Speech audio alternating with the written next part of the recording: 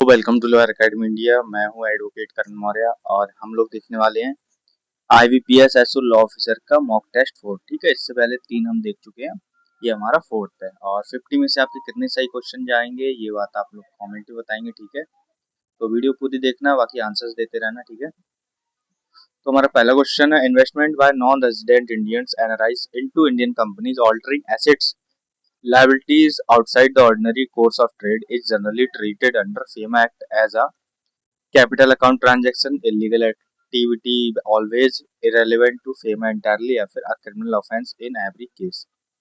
Answer दीजिए आप लोग फटाफट से।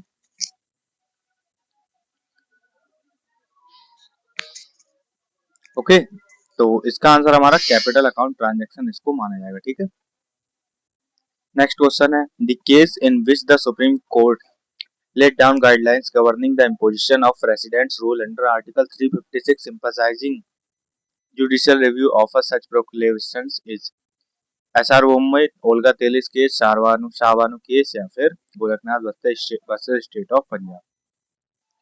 बहुत important exam point of view से ये क्वेश्चन है और इसको याद रखिएगा। ठीक है, ये केस था हमारा SR बोमई का केस। ठीक है, याद रखना, बहुत इंपॉर्टेंट क्वेश्चन है ये। नेक्स्ट क्वेश्चन है, under the VNS when two or more persons agree to do an illegal act or a legal act by illegal means, this agreement itself is called trespass, defamation, criminal conspiracy या फिर perjury।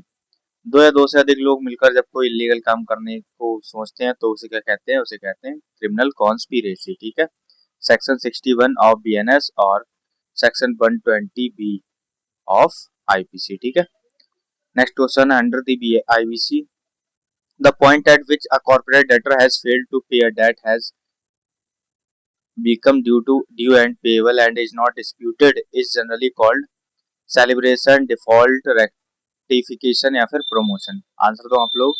और ये हमारा mock test है तो इसमें ज्यादा समझाना नहीं चाहता हूँ मैं, क्योंकि वीडियो लंबी हो जाएगी और आपको एक एग्जाम की तरह मैं प्रिपेयर करना चाहता हूँ। ठीक है, इसलिए ऐसा ही चलेगा हमारा। तो ये है हमारा डिफॉल्ट। ठीक है, नेक्स्ट क्वेश्चन है, A owes an obligation annexed to property but not amounting to an actual interest in it. B letterwise the property for consideration, genuinely unaware of the obligation. Can the obligation be enforced against B? Yes, but only if B is a minor. Yeah, no, such an obligation generally cannot be enforceable against a bona fide purchaser for consideration without notice. Yeah, yes, obligations always bind every subsequent purchaser regardless of notice, या फिर no remedy exist for anyone। तो ये थोड़ा important question है, difficult question भी है इस फंसाने वाला। और इसका आंसर है बिल्कुल नहीं होगी उसकी लायबिलिटी, क्योंकि उसको वो बोनाफाइड परचेजर है, इसलिए नहीं होगी। ठीक है, नेक्स्ट क्वेश्चन हमारा, नेक्स्ट क्वेश्चन से पहले आप ये देख लीजिए, IBPS एसओ लॉ ऑफिसर की अगर आप लोग तैयारी कर रहे हो, चूंकि कर ही रहे हो इसलिए वीडियो देख रहे हो, तो आपको नोट्स की नीड्स होगी। तो रिविजन नोट्स सब्जेक्ट वाइज, सारे सब्जेक्ट से नोट्स होंगे इसमें, इंपॉर्टेंट MCQ होंगे सब्जेक्ट वाइज, और 20 मॉक टेस्ट होंगे फुल। ठीक है, 100 क्वेश्चंस ईच।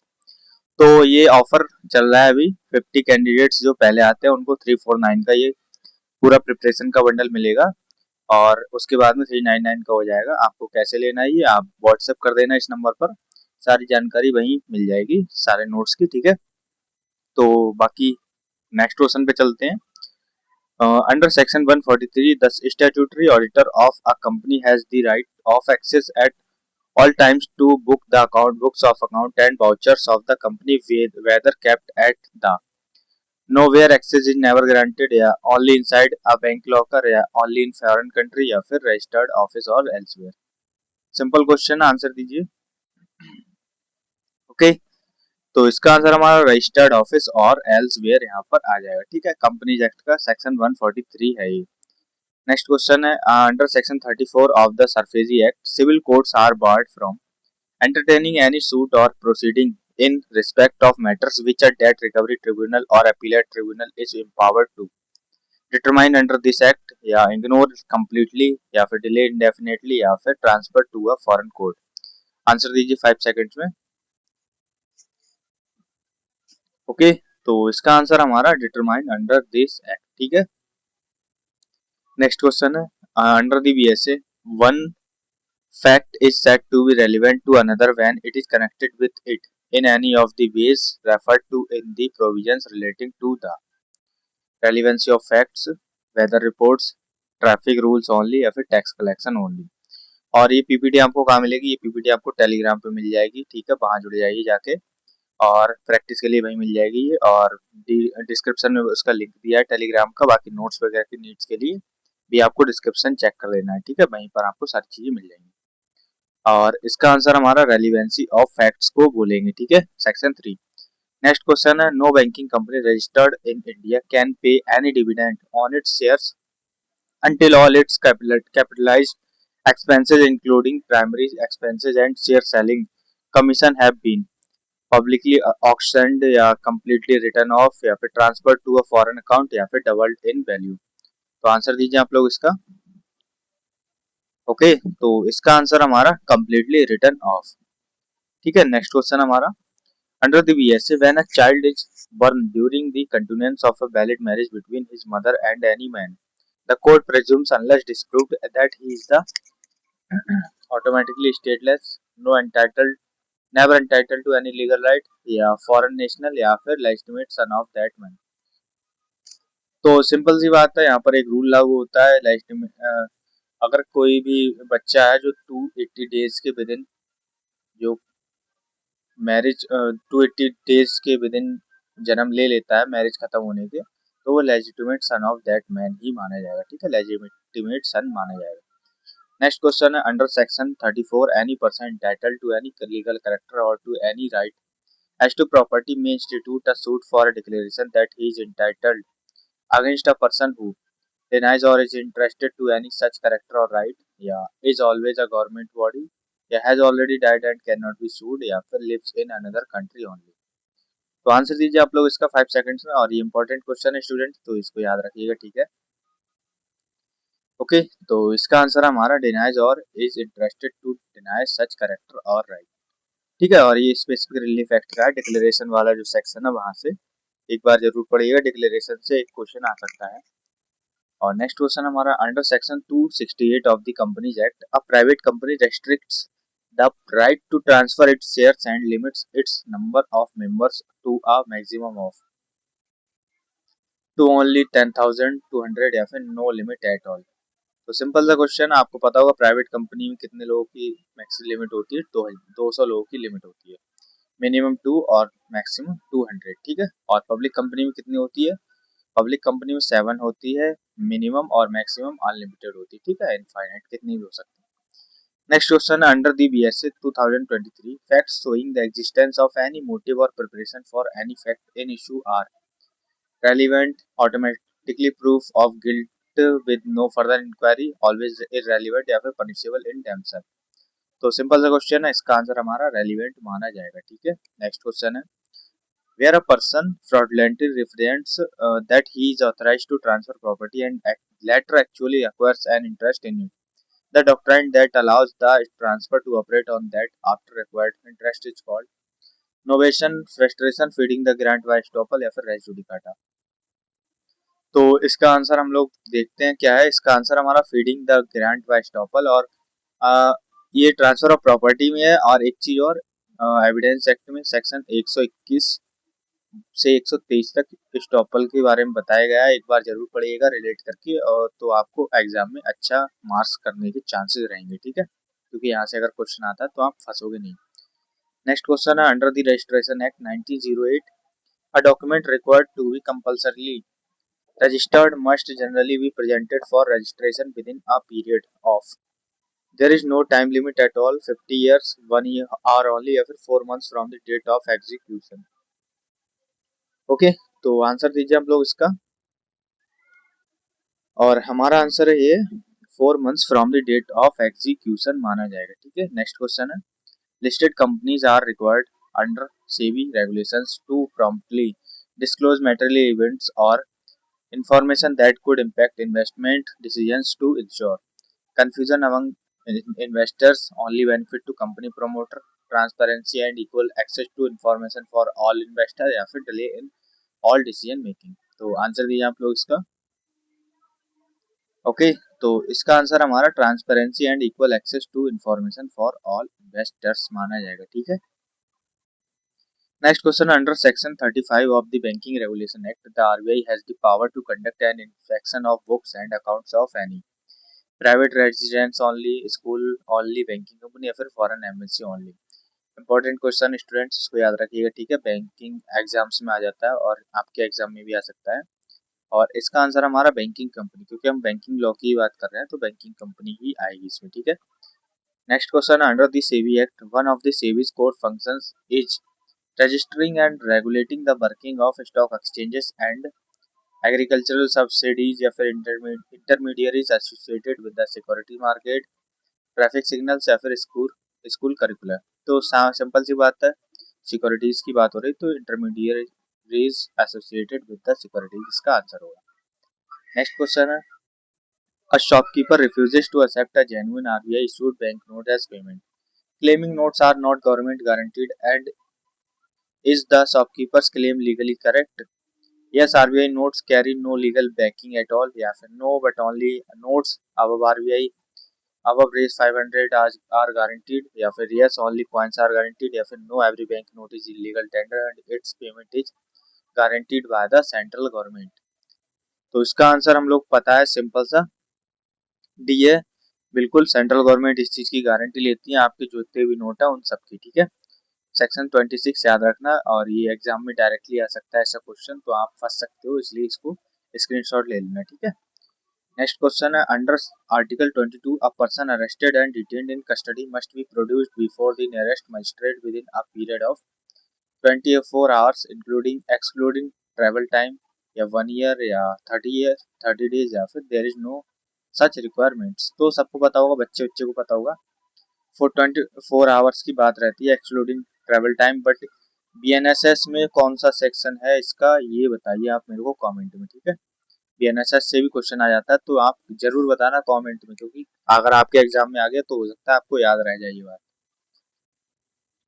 नेक्स्ट क्वेश्चन है, under the BNS voluntarily causing hurt to any person is an offense dealt with primarily under section 115, 1, 500 या फिर 10। तो सिंपल सा क्वेश्चन है, 115 में इसको दिया गया है, एक बार जरूर पढ़िएगा, कॉजिंग हर्ट, ठीक है।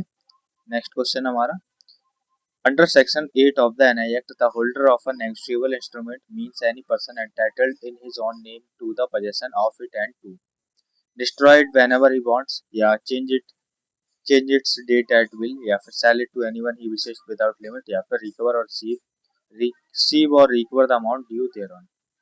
ओके, तो आंसर दीजिए आप लोग इसका, ठीक है। तो इसका आंसर हमारा रिसीव और recover the amount due thereon. Next question है, 5 or more persons form a group with the common object of committing robbery. This group, while jointly committing an offense, is best described under the BNS as a civil dispute only, an unlawful assembly potentially escalating to dacoity if robbery is jointly committed by 5 or more, या a single isolated theft with no special classification, या फिर no offense since they have only planned and did not act। Okay, तो इसका answer दीजिए आप लोग। तो हम इसको क्या बोलेंगे, हम इसको बोलेंगे an unlawful assembly potentially escalating to dacoity, क्योंकि डकैती कब हो जाएगी, क्योंकि 5 से अधिक लोग हो जाएंगे तब, ठीक है। ये रूल है हमारा बीएनएस का। और बीएनएस में डकैती का सेक्शन क्या है वो आप लोग बताना कमेंट में, ठीक है। नेक्स्ट क्वेश्चन है, under the BNS the offence involving forcible taking away of a movable article suddenly from a person's possession without their consent is called forgery, sedition, defamation, snatching। तो स्नैचिंग बोला जाएगा इसको, क्योंकि snatching है झपट्टा मार के छीन लेना किसी चीज को। और ये पढ़ लेना एक बार, 304 में है ये, अब ऐड किया गया है तो इसको पढ़ लेना, ठीक है, क्योंकि नए सेक्शंस हो सकता है पूछ लिए जाए, ऐड किए गए हैं वो। और टेलीग्राम पे ज्वाइन हो जाओ इस पीपीटी के लिए, और नोट्स में अभी डिस्काउंट चल रहा है फर्स्ट 50 स्टूडेंट्स के लिए 50 रुपीज का डिस्काउंट है, तो 3919 वाला कोर्स अभी 349 में मिल रहा है, ठीक है। डिस्क्रिप्शन में डिटेल्स दी गई हैं, जाके खरीद सकते हो, बाकी आपकी मर्जी है जो भी चाहो। नेक्स्ट क्वेश्चन है a wishes to sue a government officer for an act done in his official capacity, but files the suit immediately without giving any prior notice. What is the likely consequence under the CPC? There is no consequence at all here. The suit liable to be dismissed for want of the mandatory 2 month notice under Section 80. Here the officer will be arrested immediately after the suit will always automatically succeed. ठीक है, तो इसका answer है हमारा the suit is liable to be dismissed for want of mandatory 2 month notice under section 80। और इसको याद रखना, ठीक है, इंपॉर्टेंट क्वेश्चन है ये। गवर्नमेंट एम्प्लॉयज के या गवर्नमेंट के खिलाफ जब सू किया जाता है तो सेक्शन 80 का नोटिस दिया जाता है 60 डेज वाला। ओके, याद रखना ये बात। नेक्स्ट क्वेश्चन है under the consumer protection act 2019 a false or misleading representation about goods or services made to promote sales is called an criminal conspiracy, government subsidy, unfair trade practice या फिर tax exemption. तो simple सा question है, इसको बोलेंगे unfair trade practice. ठीक है, next question हमारा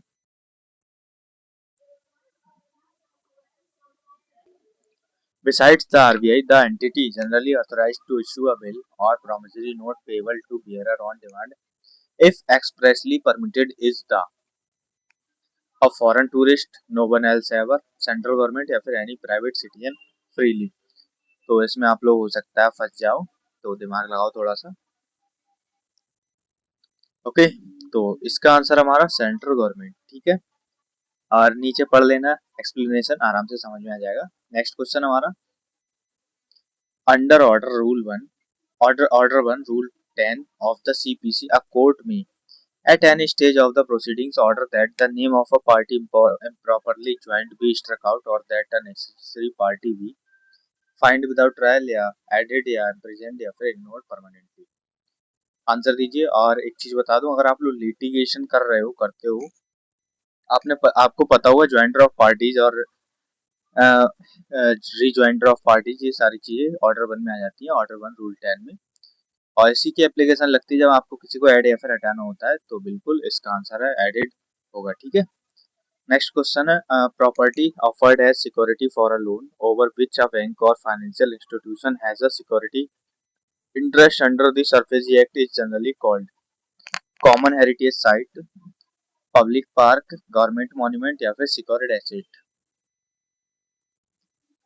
ठीक है, तो इसका आंसर हमारा सिक्योर्ड एसेट होगा इसका आंसर। ठीक है, नेक्स्ट क्वेश्चन है when a party has refused to perform or disabled himself from performing his promise in its entirety, the promisee may put an end to the contract unless he has signified by words or conduct his intention to move abroad या wish to retire, desire to become a witness या फिर acquiescence in its continuance। Okay, तो इसका answer दीजिए आप लोग। I hope सबको answer पता होगा। तो इसका आंसर हमारा एक्विजिशन इन इट्स कॉन्टिन्यूएंस, इसकी निरंतरता में सहमति होनी चाहिए। ठीक है, नेक्स्ट क्वेश्चन है under section 3 of the RBI act 1934 the RBI was constituted as a body corporate for the purpose of taking over the management of currency from the central government and issuing passports या फिर carrying on the business of banking या collecting income tax या फिर regulating stock exchanges only। तो बिल्कुल bank की बात हो रही, तो बैंकिंग बिजनेस को कैरी करने के लिए ये बनी थी और इसने यही किया है। बट ये है कि बैंकों की बाप बन चुकी है ये, अब दादा हो गई बैंकों की, ये सबको लाइसेंस प्रदान करती हैं। अब ये खुद नहीं करती है बैंकिंग, बट बैंकिंग करती है तो स्टेट और बैंकों के लिए ही ये बैंकिंग काम करती है। ठीक है, नेक्स्ट क्वेश्चन है under the companies act our director is required to act in good faith to promote the objects of the company for the benefit of its members as a whole. This is a part of directors criminal liability duties, voting rights as shareholder या फिर personal house. Okay, तो simple सा question है, इनका duties होगी क्योंकि वो promote करेंगे कंपनी के ऑब्जेक्ट्स को। ठीक है, ये तो उनकी ड्यूटी होगी। नेक्स्ट क्वेश्चन है contracts which involve the performance of continuous duty that a court cannot supervise are generally treated under the act as always specifically enforceable without exception या irrelevant to this act या automatically void from inception या फिर not specifically enforceable। ठीक है, तो इसका answer हम लोग देखते हैं। इसका आंसर हमारा नॉट स्पेसिफिकली इन्फोर्सेबल रहेगा। ठीक है, पढ़ लीजिएगा एक बार 14 में। क्यों रहेगा? क्योंकि कंटिन्यूस ड्यूटी है। और 3 एक्सेप्शन है एसआरए के। पहला है कॉन्टिन्यूस ड्यूटी, दूसरा है पर्सनल ड्यूटी, तीसरा है इम्पॉसिबिलिटी शायद। तो 2 तो मेरे को याद है, तीसरा मेरे को याद नहीं आ रहा अभी, बट याद रखना कॉन्टिन्यूस अगर कोई ड्यूटी है या पर्सनल कोई ड्यूटी, पर्सनल कोई बाउंडिंग है, जैसे कि मान लो कि किसी व्यक्ति को आर्ट का वो हुआ था कॉन्ट्रैक्ट, ठीक है, कि मान लो एक्स है, एक्स चित्र बनाएगा, पेंटिंग बनाएगा बाई की। अब हुआ क्या, एक्स के दोनों हाथ कट गए। अब बाई इन्फोर्स थोड़ी करा सकता है उसका कॉन्ट्रैक्ट, नहीं करा सकता भैया, उसके हाथ कट गए, वो कहाँ से कराया? तो न्यायालय भी नहीं करा सकता। तो ये 2-3 चीजें हैं, याद रखना। ठीक है, बहुत इंपॉर्टेंट है।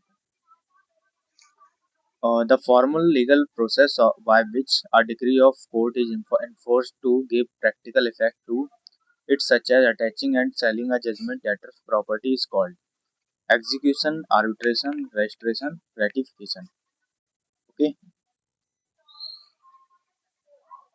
और इसका आंसर है एग्जीक्यूशन। नेक्स्ट क्वेश्चन है, the supreme court in a certain case interprets a constitutional provision in a specific manner. A High Court later hears a similar case. Under Article 141, is the High Court bound by the Supreme Court's interpretation only if the Supreme Court send a personal letter? या फिर no, Article 141 has no legal effect, या no, every High Court may freely ignore Supreme Court, या फिर yes, law declared by Supreme Court is binding on all courts? तो simple सी बात है, दादाजी का रूल सब मानते हैं, ऐसे सुप्रीम कोर्ट का रूल सभी कोर्ट्स मानते हैं। ठीक है, नेक्स्ट क्वेश्चन है, the original promoter of a company undergoing CRP has an account classified as an NPA, non-performing asset, for over a year and wishes to submit a resolution plan to regain control. Is he eligible under the IBC? So yes, original promoters are always automatically eligible. Yeah, yes, but only if he pays a small fee. या फिर no, section 29 makes such a person ineligible to submit a resolution plan, या फिर yes, NPA status is irrelevant to eligibility. Okay, तो I hope सबको इसका answer पता होगा। इसका आंसर है नो, क्योंकि सेक्शन 29 ये इसको क्या करता है, बार कर देता है। ठीक है, इनएलिजिबल बना देता है। नेक्स्ट क्वेश्चन है, under section 55 when time is of the essence of a contract and the party fails to perform at the fixed time, the contract becomes voidable at the option of the promisee, promiser himself, any third party, या फिर the court automatically with no option involved. Okay, तो answer दीजिए। ठीक है, तो इसका answer हमारा प्रोमिजी के ऑप्शन पर ही वॉइड हो जाएगा। नेक्स्ट क्वेश्चन है, an appellant files an appeal 10 days after the prescribed limitation period, explaining that he was hospitalized and unable to file earlier. Can the court admit the appeal despite the delay? So no, the hospitalization is never considered a valid reason. Yeah, yes, if the court is satisfied there was sufficient cause of delay. Yeah, yes, but only if he pays a bribe, या फिर no delay of even 1 day always results in automatic dismissal. तो simple सी बात है, sufficient cause वाली बात है, तो ये यस रहेगा। और अगर वो कोर्ट को सेटिस्फाई कर देते हैं तो। नेक्स्ट क्वेश्चन है, article 51A added by 42nd amendment list certain obligations of every citizen of India known as. ये बात कर रहा है हमारे फंडामेंटल ड्यूटीज की। ठीक है, तो इम्पोर्टेंट क्वेश्चन है, याद रखना 11 की 11 फंडामेंटल ड्यूटीज याद कर लेना। याद कर लोगे तो फायदा रहेगा, आ जाती है कभी कभी। Next question, a newly formed entity wishes to commence banking business in India but has not made the minimum paid up capital and reserves prescribed under the act. Can it lawfully commence business?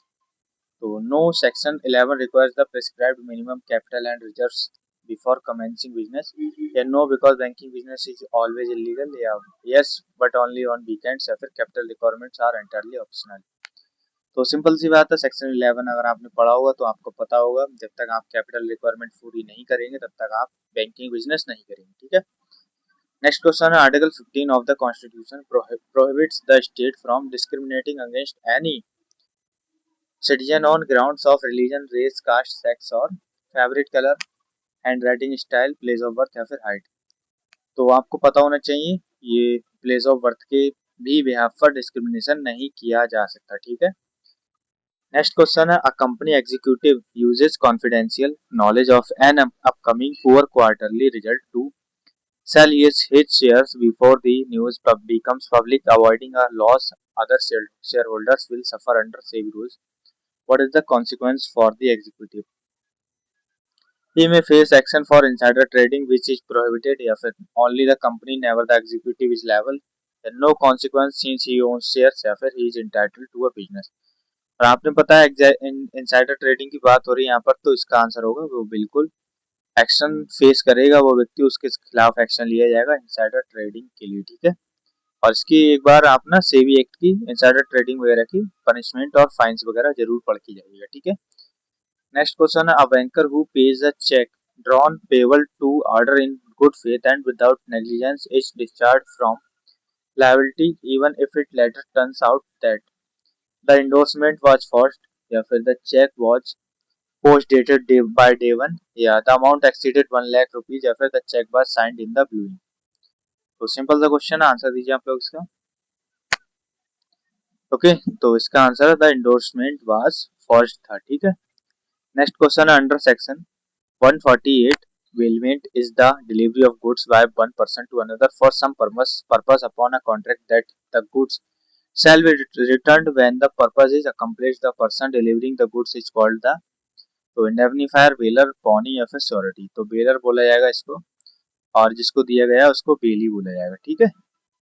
याद रखिएगा, पॉनर pony किसे बोला जाता है? पॉनर pony बोला जाता है उन्हें जब आप कोई मूवेबल प्रॉपर्टी किसी को एज अ सिक्योरिटी देते हो, तो ठीक है, तो उसे पॉनर बोला जाता है जो देता है एज अ सिक्योरिटी और पैसे लेता है उसके बदले, और पॉनी बोला जाता है जो कि लेता है और पैसे उसके लोन के रूप में देता है, ठीक है। नेक्स्ट क्वेश्चन है, under section 9 a holder in due course must have obtained the instrument for consideration before it became overdue and without any signature on the instrument, as a gift with no consideration, या फिर in good faith without sufficient cause to believe any defect existed in title, या फिर through a court auction only।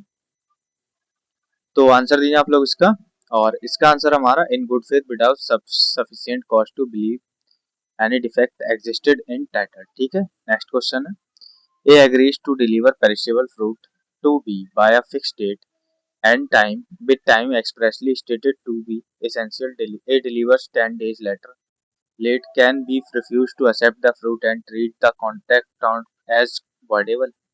No B must accept the fruit and pay full price, या फिर no delay never matters in contract, या फिर yes only B is minor, या फिर yes since time pass expressly और of the essence B may treat the contract is voidable. Okay तो इसका answer हमारा जो बी है उसको कॉन्ट्रैक्ट को वॉइडेबल बना सकता है, ठीक है, क्योंकि उसी के हाथ में, क्योंकि जो है टाइम पर चीज डिलीवर नहीं हुई। नेक्स्ट क्वेश्चन है, under section 6 of FEMA, capital account transactions are permitted subject to regulations framed by the RBI in consultation with the, no consultation is required, या फिर any single private bank alone, या फिर central government, या फिर a foreign consulate। तो simple बात है, यहाँ पर सेंट्रल गवर्नमेंट की बात हो रही है, सेंट्रल गवर्नमेंट के साथ ही कंसल्टेशन होगी आरबीआई की।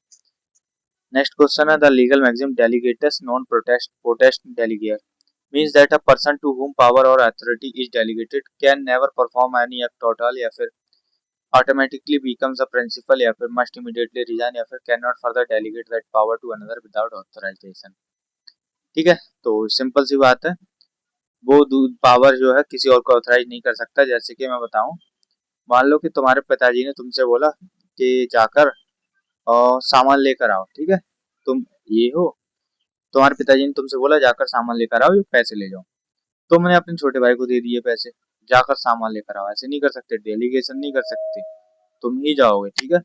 एक सिंपल सी बात है, बाकी तो पार्लियामेंट वाली ही बात चलती है वैसे।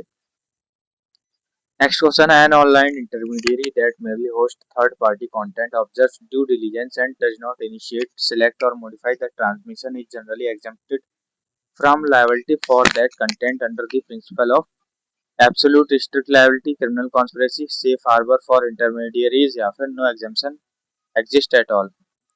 ओके तो इसका आंसर हमारा safe harbour for intermediaries, information technology act का सेक्शन 79 पढ़ना, वहां पर आपको पता चल जाएगा। ठीक है, अब हमारा लास्ट क्वेश्चन है, under the Indian trust act 1882 a trustee is bound to deal with trust property as carefully as an ordinary prudent person would deal with such property if it were his, enemies on strangers with no care at all, या फिर are discarded objects। Okay, तो simple question है, answer दीजिए।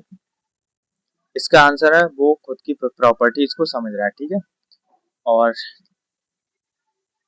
हमारा ये IPS एसओल officer का preparation bundle है, आप लोगों को तैयारी कर ही रहे होंगे बिल्कुल जी जान लगाकर। तो उसी में आपकी हेल्प करने के लिए मैंने क्या किया, आपको रिवीजन के लिए नोट्स दे रखे हैं, सारे सब्जेक्ट के नोट्स मिलेंगे आपको इसमें, इंपॉर्टेंट एमसीक्यूज मिलेंगे सारे सब्जेक्ट के, 20 फुल मॉक टेस्ट मिलेंगे जिसमें 100 क्वेश्चन सब एक मॉक टेस्ट में होंगे। ठीक है, स्पेशल ऑफर ये चल रहा है, 50 अगर बच्चे पहले आते हैं उनको 349 का मिलेगा ये ऑफर, बाकी उसके बाद में 399 का हो जाएगा। ठीक है, तो कैसे मिलेगा आपको ये, अगर आप लेना चाहते हो तो यहाँ पर व्हाट्सएप कर देना। ठीक है, व्हाट्सएप पर मैसेज कर देना, बाकी कोई जानकारी चाहिए तो भी इसी व्हाट्सएप पर कर देना, बाकी वहीं पर नोट्स वगैरह की ही डिटेल्स मैं शेयर कर दूंगा। ठीक है, बाकी मिलते हैं नेक्स्ट वीडियो में, तब तक के लिए जय हिंद।